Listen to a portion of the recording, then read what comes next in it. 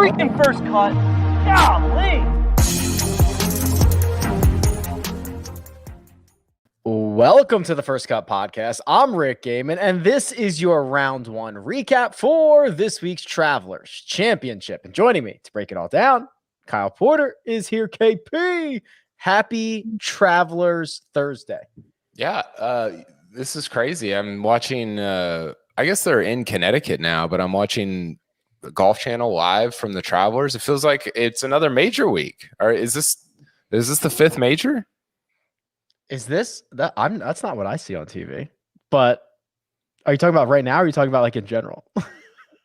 Well, it was Rich Lerner and Brandel live from TPC River Highlands. Now it's the KPMG Women's PGA. Yeah, I didn't know if I was behind or something, and I've been watching the wrong golf all day long, trying to figure out what's going on. But you're right. You're watching the 2019 Travelers. I know. That's what I was like. I was literally afraid of. No, you're absolutely right. I think that for whatever reason, whether it's all the accommodations that the event makes, like people, they get a great field. They show up for this. It's important to the area. I spent a year in Hartford. It is important to the area. And I think that shows through on everything else. Yeah. Travelers is, I think I mentioned this on Tuesday, but they do a great job of kind of winning people over, right? Whether it's players, whether it's media, they take us out to dinner at the Masters every year. They're just, they know what they're doing and they do it well. And I think you see the fruits of that every year because they have a great field. They have a great tournament and it's well covered, and it shouldn't be, right? Because it's right after the US Open. And in spite of that, it's still a really good event every year. So kudos to them because they do a great job. Two men at the top of the leaderboard after this Thursday opening round. Kramer Hickok bogeyed his first hole of the morning and then proceeded to rattle off 8 more birdies to get in at 7 under par in a 63. His best finish this season, KP, a T8 at Bermuda. Yeah, I've got a really interesting Kramer Hickok quote for you. I've got like a whole page of notes here. I don't know how long we're going to go, but he said, I got off to like the worst warm-up session of the year this morning. I was just hitting it everywhere. And so I really changed it. That's like me every warm-up session. And so I changed my strategy. I was just trying to play a little bit more conservative, hit greens. And once the putts started to fall, I just knew it really freed me up. So I felt like I made a lot of putts today, and the greens are rolling good. So the hole looks big. So he essentially was like, I got nothing. I'm just going to try to hit the center of the green and see if anything falls. And I think he finished third or fourth in strokes gained putting.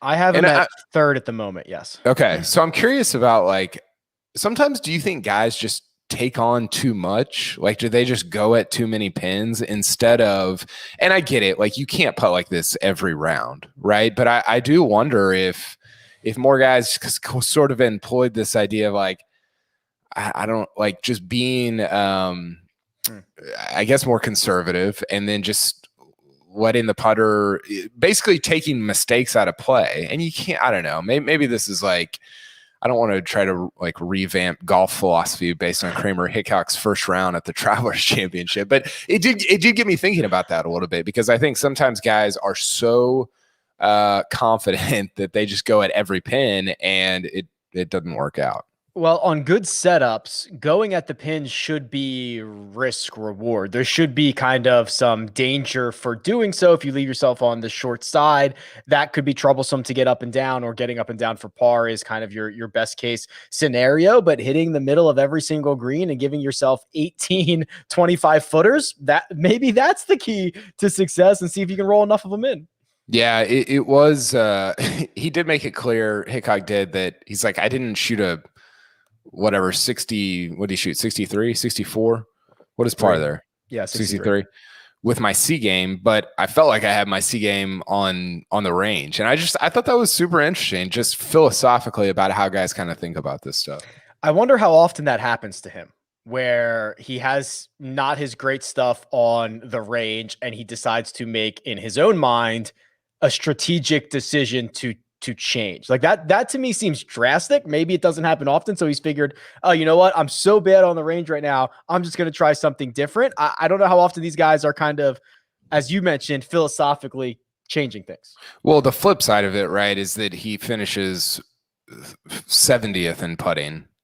And right. we're not talking about him. Yeah, Kramer Hickok is not being talked about in the first segment of the First Cut podcast on Thursday afternoon. So, and Mark brought this up at the end of the U.S. Open, or maybe it was earlier this week when he was talking about how, like, hey, everybody hits it good, which is true compared to me and you and everybody else on this podcast, but there are varying degrees of, like, not everybody hits it the same on the tour. And what I'm saying there is, like, you can only finish third in putting so many times in a row to try to contend in a golf tournament. Like, you have to hit, you do have to go at pins. I was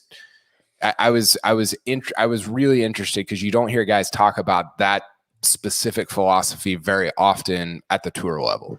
Well, the man that he's tied with atop the leaderboard, Satoshi Kodaira, also a 7-under 63, not only putted the lights out currently, and there's a couple more guys on the course as we record this, the best putter in the field, 3.8 strokes gained there, which is a little bit worrisome. But then you look at this, KP, the third best in strokes gained approach. That right there, my friend, is the combination. Gain a bunch of strokes on approach, gain a bunch of strokes on the putting surface, and you are in line for potentially, obviously a lot of golf left to be played, to earn your first top 10 this season. Yeah, and that's a little producer Jacob's trying to misdirect us here. He said three top 20s in a row, so he's been playing good golf. And I do have a great little nugget here from this website called rickrungood.com. That's mine. Yeah, I don't know if you've ever been on that, but I got the little newsletter this week, and I've got a nugget here. It says Satoshi Kodaira has gained strokes off the tee in 6 consecutive events.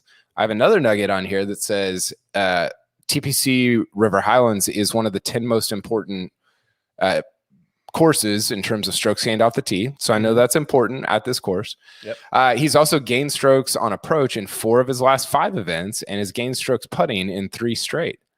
And there's a fire emoji. Who could have seen this coming other than rickrungood.com?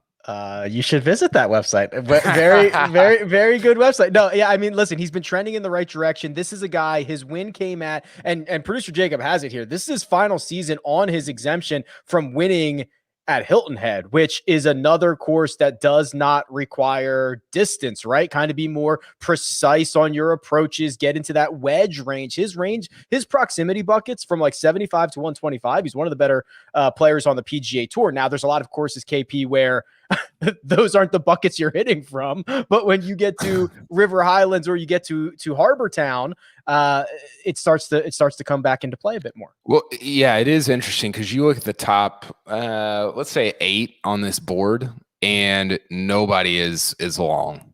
Kodaira is short, Hickok short, Taylor Gooch is short, or at least they were on Thursday. Gooch doesn't seem like he's that short generally, but on Thursday, the driving distance here, I mean, these guys are all outside the top 100 in this field in driving distance. Bryce Garnett was short, Henrik Norlander. I mean, you just go down the list. And yeah, that's interesting. One more note on Kodaira. Do you know what not his world ranking, but his ranking in Japan is? Like his like, if you look at the top Japanese players, where does he rank? Oh, well, I know his world rank is probably between 250 and 300-ish. So you're asking me how many Japanese players are ahead of him? Yes. Oh boy. Couple dozen. 35. Okay, so you doubled it. He's ranked 17th. Okay. I was shocked by that. I would have thought, because I was looking, I was like, did Satoshi Kodaira make the Olympics? Well, he didn't. I mean, didn't even sniff it. They could have had like 7 Olympic fields and he wouldn't have made it. I had no idea he was that far down the list. Yeah, okay, here it is. Ranked 294th in the world. Satoshi Kodaira missed 4 consecutive cuts, then has had those 3 straight top 20s. The rest of this top 5, Taylor Gooch is up here, Maverick McNeely, Bryce Garnett, Bo Hostler, Henrik Norlander, Patrick Rogers. That rounds out the T4s. Let's talk about some of the bigger names here because they did not play well. Dustin Johnson essentially salvaged his round by birdieing both 17 and 18 to get in at even par. And as we speak, the scoring average today was 69.99. So he's right on it at even par. But it is a little bit concerning that he lost basically a stroke off the tee. Yeah, I don't know, man. What's the deal? I don't know. I really don't know. I think there was a path.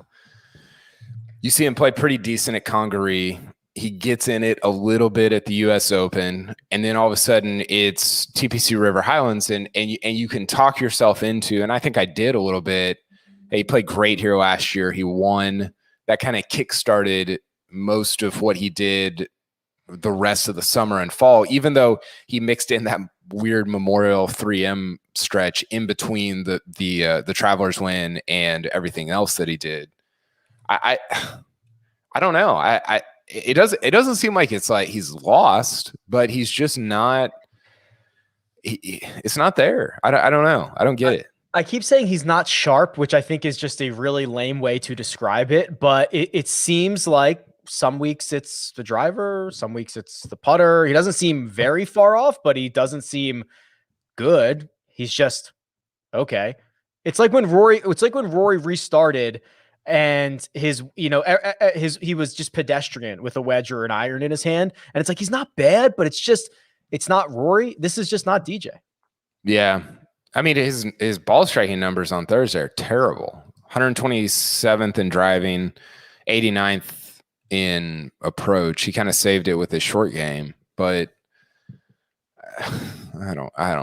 I don't like with him. It doesn't seem like a lack of focus because I think he's the same amount of focused always, right? Correct. It's not as if it like goes up and down like Koepka talks about, or even like Louis Oosthuizen talks about.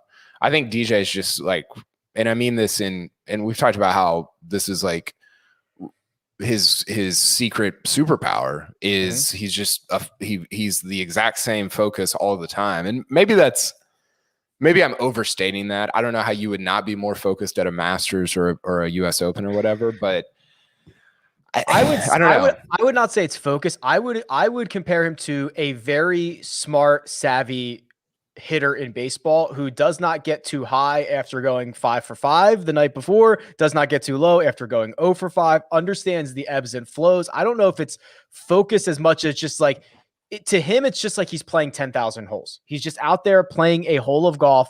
That is what he is doing. He is going to hit the next shot and he's going to see what they add up to be. So like a Bobby Abreu?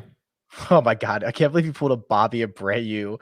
Bobby Abreu for a long time was my favorite player growing up because he was a Philly. And then when he went, here's what I was so upset about. Can I tell? I have to tell the story.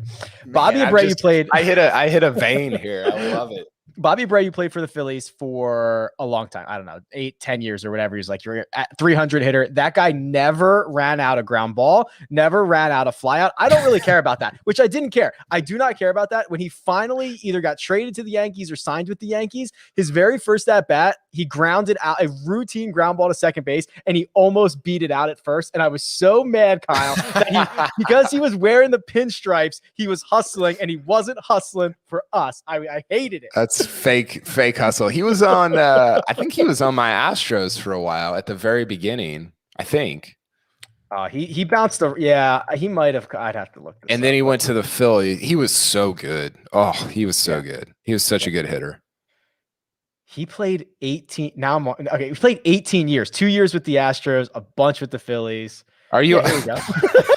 We're now a baseball podcast. Okay, so he went. Yeah, Houston when he was 22, 23. That's when, so like that 96, 97, that's when I was really following the Astros. That was like the Tony Eusebio, all that whole Richard Hidalgo, all those guys. Abreu was a fantasy star too. He was awesome. So here we go. His years with Philly, 98 to 2005. he batted 305 over those 1,200 games. Yeah. Like he was just so good. And then he won. Then he had that home run derby. I think he won a home run derby and then did not hit a home run in the second half or something completely outrageous like that. The guy was he was maddening, but I loved him. He was. By the way, is there a better website than baseballreference.com? No, it is the holy grail of sports data websites. It's perfect in every way. It's so I mean, and baseball is kind of tailor-made for that. We need to talk about all right.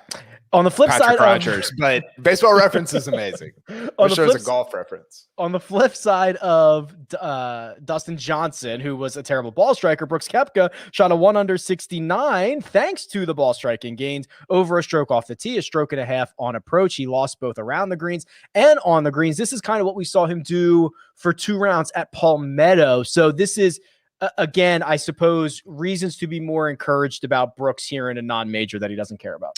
Yeah, I think, by the way, the race for Low Koepka is on. They're both, they both shot 69, I think. Well, and they both putted horrifically. I mean, so I've got it right here. Yeah. Where are we? Chase Koepka 134th in putting and Brooks Koepka 95th in putting. So, Chase gained 2.5 strokes on approach. Yeah, have a day. Scorching. Yeah, have a day.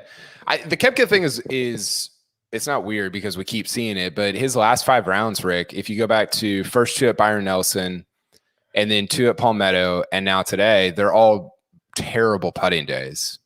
And to me, that's just, I wonder if, I don't know, maybe he's been asked this. I wonder if it's how he like can't read the putt. He has to, crawl around or whatever. I wonder if he's just kind of like, hey, this isn't a major or whatever. I'm not going to, put that stress on my knee. I'm not going to try to read it as closely as I would at a US Open or PGA. That to me is one potential answer because he's a good putter. I mean, he shouldn't be 100th in the field in putting, I guess is what I'm saying. And he's done that for 3 straight events that were not major championships. So I don't care about it, whatever, get back to me at the Open, but that's one plausible scenario for kind of what's been going on. Yeah, it's pretty interesting. I'll keep a close eye on that. Was keeping a close eye on Bryson DeChambeau this morning. So he went out in the morning wave. Was interesting to see how he would respond to the Sunday meltdown at Torrey Pines.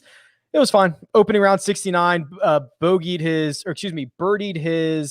second to last hole of the day to get under par. It was the 8th hole, his 17th hole. But the front 9 is the side he should be absolutely decimating with essentially a drivable par 4, which I don't think he tried to take on Thursday. The 2 long par 3s are on this side. There's a par 5 on this side. He played it at 1 under, but I feel like Bryson's brewing right now. Yeah, he hit it in the water on 15 too, so he lost strokes off the tee. And the thing about Bryson is if you look at the way he puts his rounds together, if he loses strokes off the tee, it's hard to make him up because it's not, he didn't lose strokes off the tee because he was short. He lost them because he was really wild or he hit something out of bounds.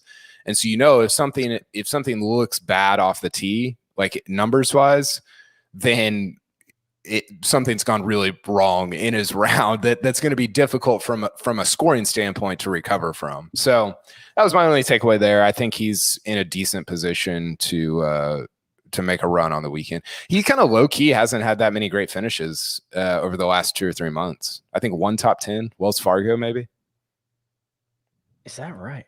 I think so. I think he's only top 10 since API. Well, he finished top 10 at the Players the next week, right? Yeah, and then the only other one is Wells Fargo. Yeah, 26th, 18th, 38th, 55th, 46th, all in there in that stretch as well. Okay, a couple guys who did not play well. Not only didn't they play well, but for Paul Casey, didn't look well. Casey went out like a banshee and birdied, let's see, 6, 7, 8, and 9, made the turn in 4 under, then was seen doing a lot of stretching, doing a lot of back grabbing, bogeyed 10, 11, 12, 13. I thought we were certainly on WD watch when he plugged it in the water on 15. Now he was able to get up and down and make par there, but he He literally and figuratively limped to the finish line to get this round in at 1/71. Yeah, it wasn't great. Back nine was. I saw Shane Bacon was rooting for, so he parred his first 5, birdied his next 4, bogeyed his next 4, and Bacon was rooting for parring his last 5 for a perfectly symmetrical card.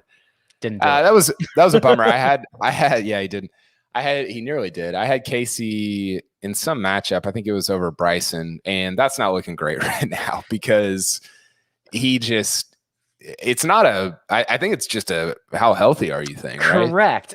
Like the guy makes the turn in 4 under. This is a place he's absolutely dominated. I mean, if you want to talk about the picks, like you can't predict guys' backs tightening up or injuries or anything like that. Yeah, he goes out in 4 under. He scorches this place, and then he's on the tee box laying on the ground, stretching every hole.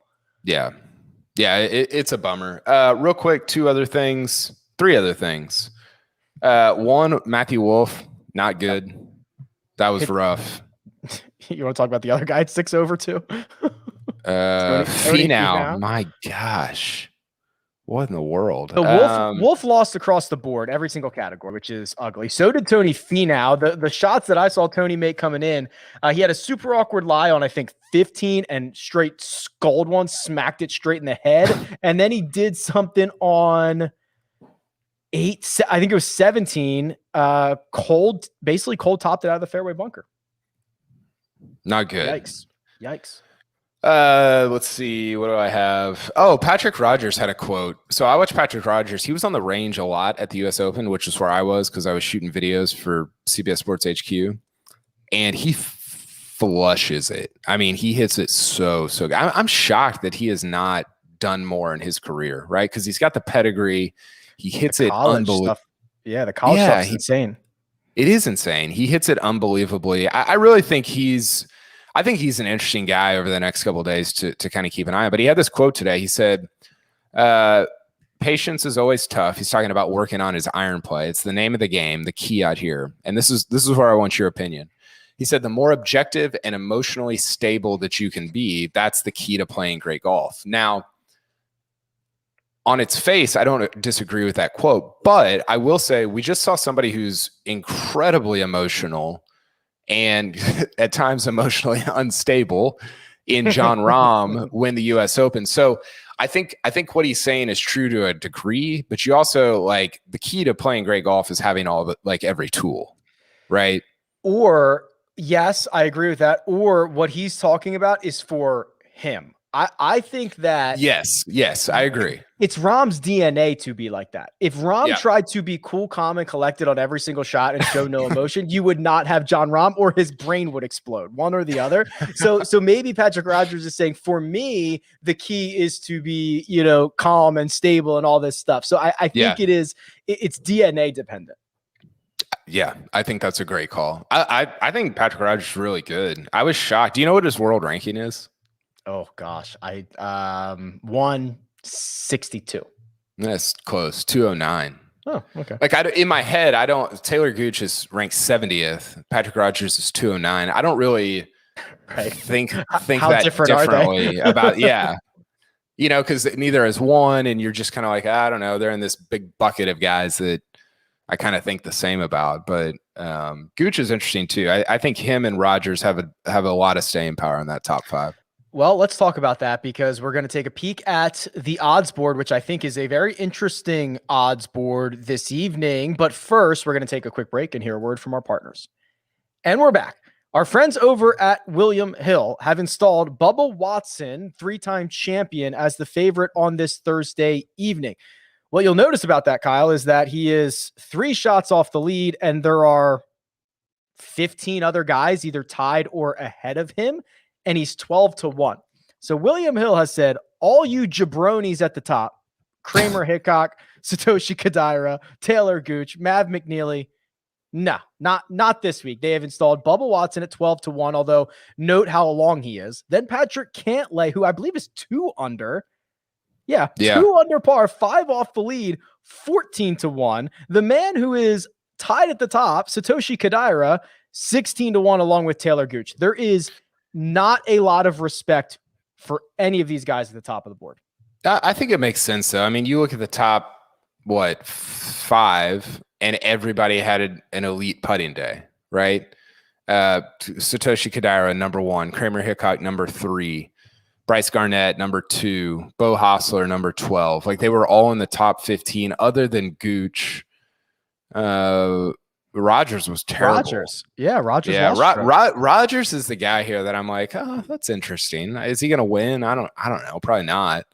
But I think it's at least intriguing. Bubba's 4th in the last 10 years in terms of strokes gained on this course. He's kind of like he's like the lesser version of Paul Casey here.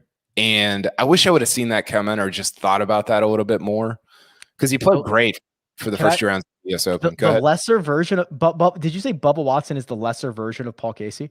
In terms of strokes gained, he's won like 3 times here, right? That's what I was going to say. So he's won 3 times. Paul Casey's never won here. Yeah. How is Bubba Watson? Paul Casey is the lesser version of Bubba Watson. Well, yes, you're right. Paul Casey gains 2.3 strokes per round here, and Bubba's at 1.8. So Bubba's great weeks are great, good enough to. I think he's beaten Paul Casey a couple times, but Paul Casey's. I guess I should have said more consistently good across a long period of time. For sure. So so the 2 names at the top here. So Rogers, who is currently first in the field in strokes gained approach, and he is 2 shots off the lead, is 33-1. So if you think there's some staying power there, that's tickling your fancy, isn't it? Yeah, I'll take that. I think Gooch at 16 is good. I think Bryson at 20 is pretty good. I think it's a perfect board where you have some kind of lesser guys that putted it great and some big names that have success at this course behind them to set up for this kind of odds board that we're looking at, right? So I think there's and all that to say, I think there's a lot of value there. I think Burns' value. I think Bryson's value. Brooks, maybe not, but yeah, you normally don't get the big names this long after 1 round when they haven't played themselves completely out of the tournament. Even if they have played themselves completely out of the tournament, they'd be like 40-1. Bryson's 20-1, and he's in the thick of it. Brooks is in the thick of it. Yeah, it's a very good board for a Thursday if you want to get some of the big boys, or if you want to get anybody. Normally, we don't see 12-1 be the shortest guy on the board. Yeah, Cantlay too.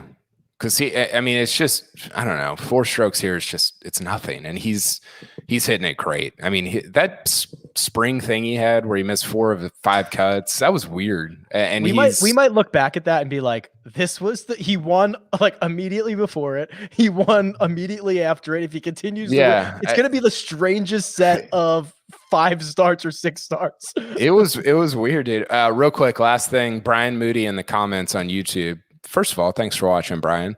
He says, KP, is it too early for us to be breaking down Ryder Cup implications after every round? Listen, no, never. It's never too early. We've been doing it most rounds most round 4s for the last 6 months. And secondly, I've got a take here. So your top 6, I'm going to go like 1 minute on this. DJ, Bryson, Morikawa, JT, Brooks, Xander. If those guys are all healthy, they're in. Reed's 7th, he's in. Cantlay's 8th, he's in. Then it gets interesting. Finau is 9th. Get him out of here. He's not a lock.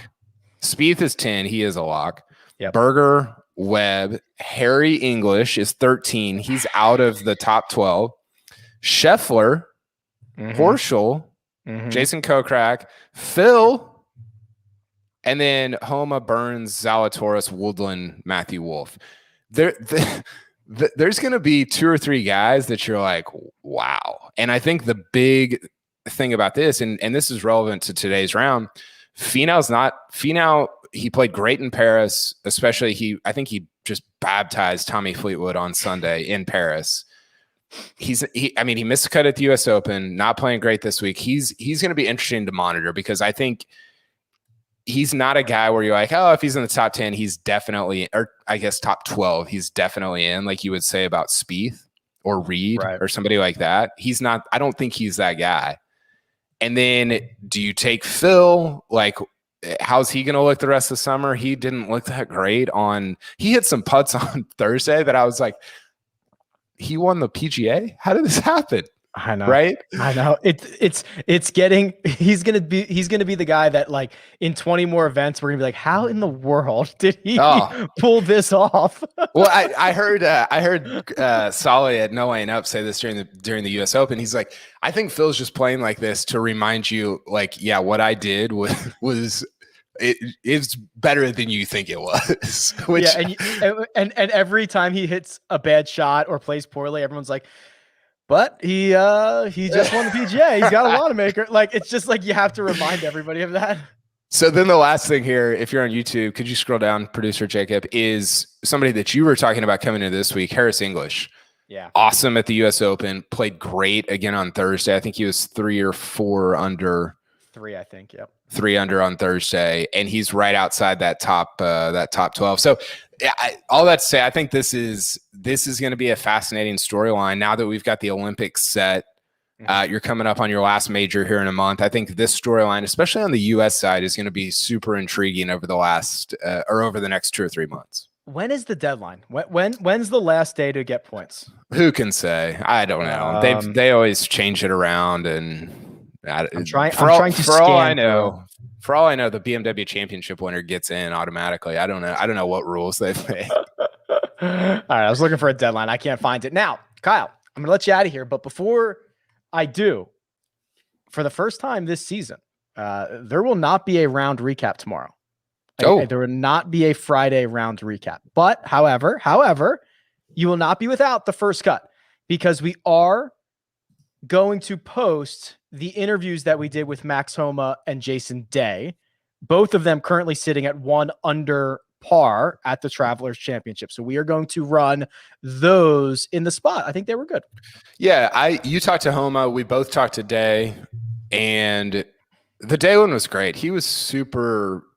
I asked him some questions, like personal questions, not personal, but like, hey, work-life balance, essentially. How do you manage it? And I thought he was great on it. Gave us a tour of the RV. I told my wife, she's like, wow, let's get one. I'm like, I don't know.